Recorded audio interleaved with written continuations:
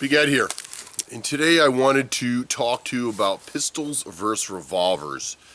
And it's probably not the discussion you're going to think that, we're going to compare them together, because modern pistols, as far as a self-defense weapon goes, they're for the most part going to beat revolvers. Not saying that a revolver can't be a good defensive weapon, but for the most part, pistols win. I want to more talk about the point that most people I know, that have gun collections, that are interested in firearms, they are buying black guns. They're buying polymer guns, just like this Glock 19 right here. And this is a great gun. And yes, this is my carry gun up here in Vermont. It's a great range gun. It holds 15 rounds. But it is plastic. Wanted to give revolvers a little love today, and I've just acquired a brand new Ruger Super Red Hawk in 44 mag, and I don't have it with me because the holster I have for it was incorrect that I ordered, and we ordered a Galco Kodiak. I came with the scoped version, and I want the non-scope version, so I sent it back. So that gun's a little difficult to lug around without a holster. But we've got my good old Smith & Wesson 686 today that we're going to give some love to. And one thing I just wanted to mention and talk about revolvers, and every time I get to mess with a revolver, is just how cool they are. And you don't really see this in the polymer guns, at least not as much. But talking about like real craftsmanship, the clockwork of it, how the thing functions, all these fine metal pieces that you get to use that you don't have on a pistol.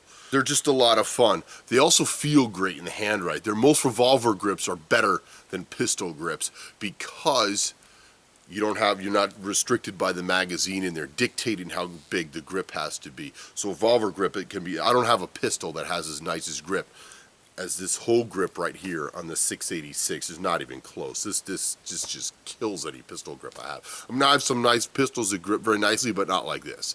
I bet you could probably find maybe some 22, some of those Ruger, the Ruger like Mark 3s, Mark 4s, those kind of pistols that probably have nice grips on them, but pretty much not like a revolver. The other thing that's nice about a revolver is just actually shooting them. You don't need all this ammo. It's not like you have to go out, carry 3 magazines, and load all these magazines, and you're kind of just like a rat-tat-tat, and you're spending all these bullets all over the place. Revolver, I was just in the woods with my dog. We went for a hike. The day I got my revolver, we went for about a 2-hour hike that day in the woods, middle of nowhere. I bought a box of 50 rounds and just put them in my sweatshirt and just went off and just hiked and loaded up the revolver and shot a cylinder full. I took my headphones off, loaded it up again, and just kind of walked through the woods, and I'd see something interesting. There's a stump. Let's see if a 44 mag will go through that. I shot it. There's a rock over there in the distance. Let's see if I can hit that. Shot it, and with 2 hours, I shot 25 rounds, and I had a great time, just a fantastic time. And not saying you can't do that with a pistol, but it's a lot of fun with the revolver. You got the cylinder open, you're putting each round in. The next thing I'll talk about too is also hand loading. I definitely reload a lot of 9mm. Reload a lot of 45 ACP, just a little bit of 40. I don't shoot 40 as much anymore. Just don't like it as much as 9 and 45, to be perfectly honest. But I kind of load those just to load them.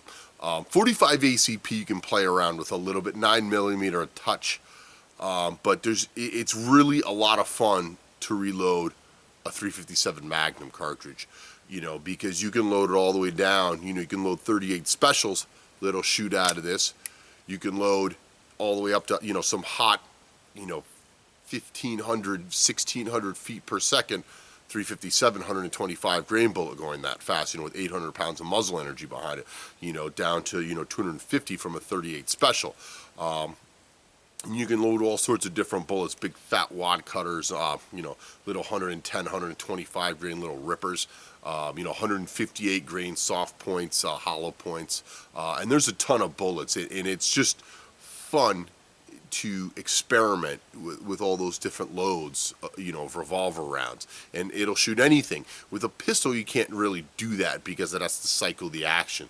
So if they're too hot, you're going to beat the slide up. And you can feel when you shoot like a plus P or a plus P plus out of a pistol that, you've got a lot of slide velocity, and you can really feel that thing recoil, and you're probably, shortening the life of that pistol a little bit. Also, if you don't load them hot enough, you're not going to cycle the gun, and then they're useless rounds, because there's no reason to single load a semi-automatic pistol.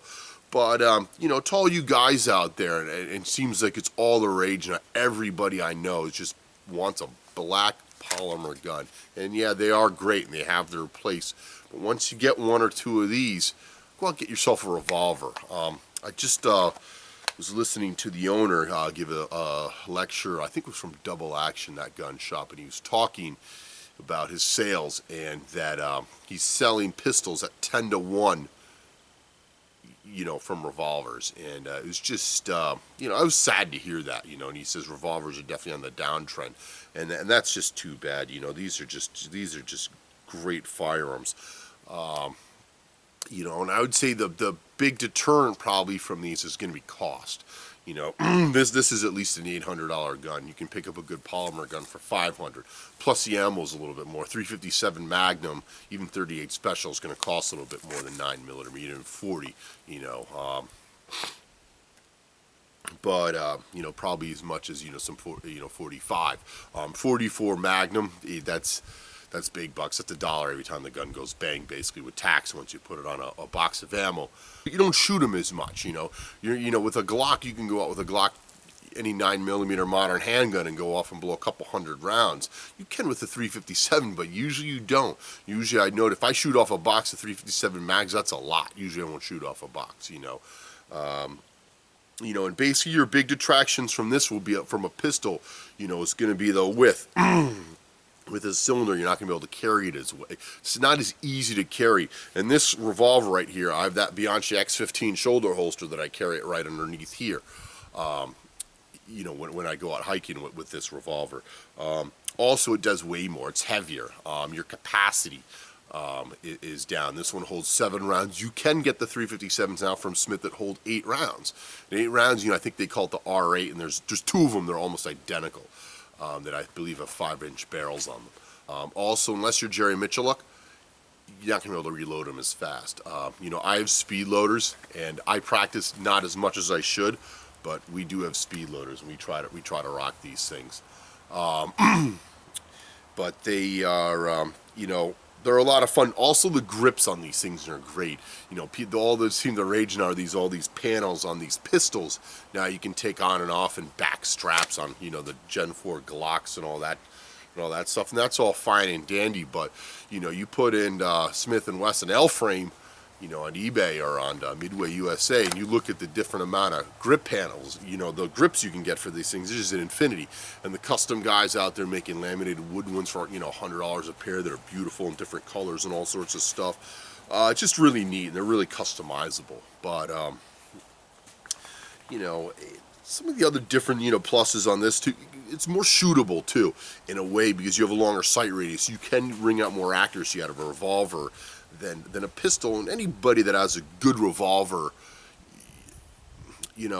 just the machining of the metalwork is just so fine compared to a pistol, compared to a polymer pistol, and even like a good 1911. And young people are barely buying 1911s now mostly because of the price and capacity. 1911s, those are the big downfalls of 1911s I see. They like 45, but they don't like the capacity, and they don't like the price of a good 1911. But same thing, you hold a good 1911, good revolver, and just the fit and finish, and the mechanical workings of these things, and it's just really cool. And I think it's sad that more people aren't enjoying, an excellent craftsmanship of a good firearm. And But I just, wanted to share this and get this out on YouTube and, for everybody to try to spread some good revolver love. And if you don't own a revolver, I think you should go out and get one. Get something with a little weight behind it too. That's what I also recommend. Don't get a little, Charter arms are cool. They're a lot of fun. They're neat. But, the Smith & Wesson little airweights are cool. They're a lot of fun, great little carry guns. But they're going to be difficult to shoot. They're going to be jumpies or little. So get something a little bigger. Get a 686 with a 3-inch barrel, something like that. So it's got, soak up a little recoil. This has got the 6 on it. The other beautiful thing about revolvers too is you can shoot 38 special out of a 357, and you can shoot 44 special out of a 44 Magnum. So that's really cool. Also, if you really wanted to get wild and get a 460, the 460s I think are great revolvers because you can shoot the Smith & Wesson 460s. You can shoot 45 Colt, 454 Casull, and the full power 460 load out of them, and it'll chamber all of them. So, folks, I want to thank you for watching. You have any questions, you even want to turn this into a discussion, post it below. I'll get back to you. Feel free to give me a thumbs up if you like this video. Also, keep an eye out for I'm going to have reviews coming up of that Galco Kodiak holster and that Super Red Hawk 44 mag. That thing is cool. And originally I thought that was an ugly gun, but once I got it and I traded for it, that 300 Blackout AR and a little bit of cash on his end came to me. Wow, is that thing cool. And it's not the best looking revolver I've ever seen, but it might just be the size of the thing. It's massive. It's 7.5-inch barrel. It weighs a ton, but it is cool. But again, folks, thanks for watching.